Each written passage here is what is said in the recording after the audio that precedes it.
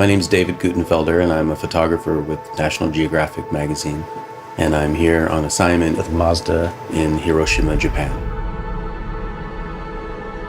I'm a true believer in the power of photography. I want people to see my photographs, and I want them to be transported to that place.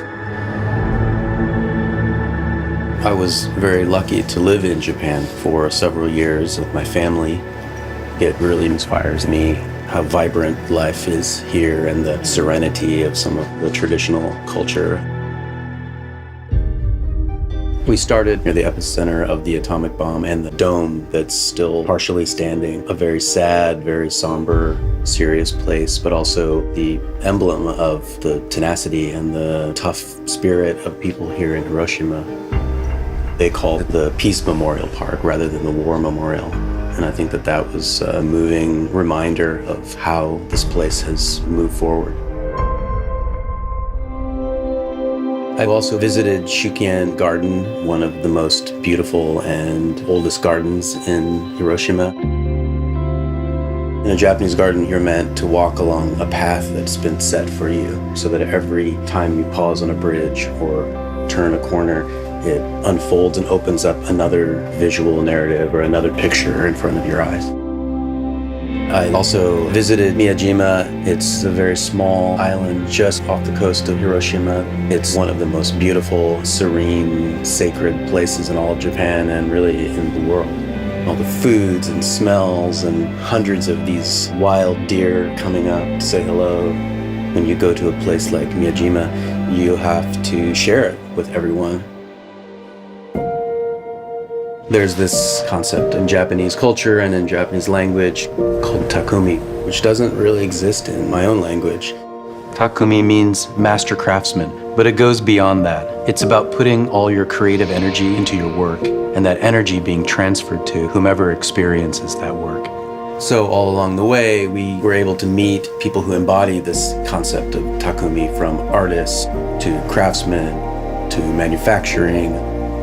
We met a Takamori artist, the 7th generation in his family to be creating this kind of artwork.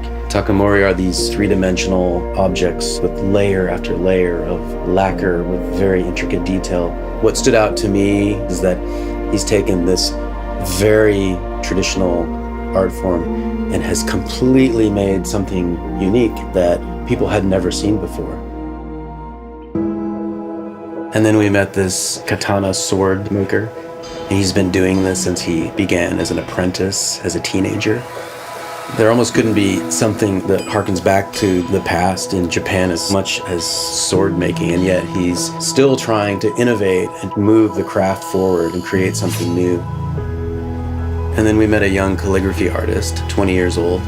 What he told me is that when he sat down, painted a word, when someone picked that up and saw that word, they wouldn't just see the meaning of the word, but they would feel the emotions that he felt when he sat down to paint it.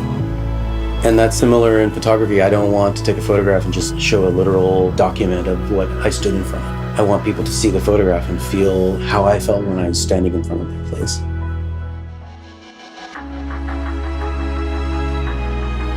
Mazda has been sort of the anchor and pride for Hiroshima. They will tell you they're not the biggest in the world, but they are a symbol of how people have risen up and done things their own way. This idea of takumi, that spirit, craftsmanship, the human hand, touch, the emotion of it, is still alive and well, and creating even a body panel of a car. And this is the kind of spirit that we found all along the way in this community. I've been totally moved by the chance to come here and see what we've been able to see and to meet some of the people that we met. I hope that my pictures can convey the emotion that I felt, but also will inspire other people to walk with me and live the experiences that I've had here in Hiroshima.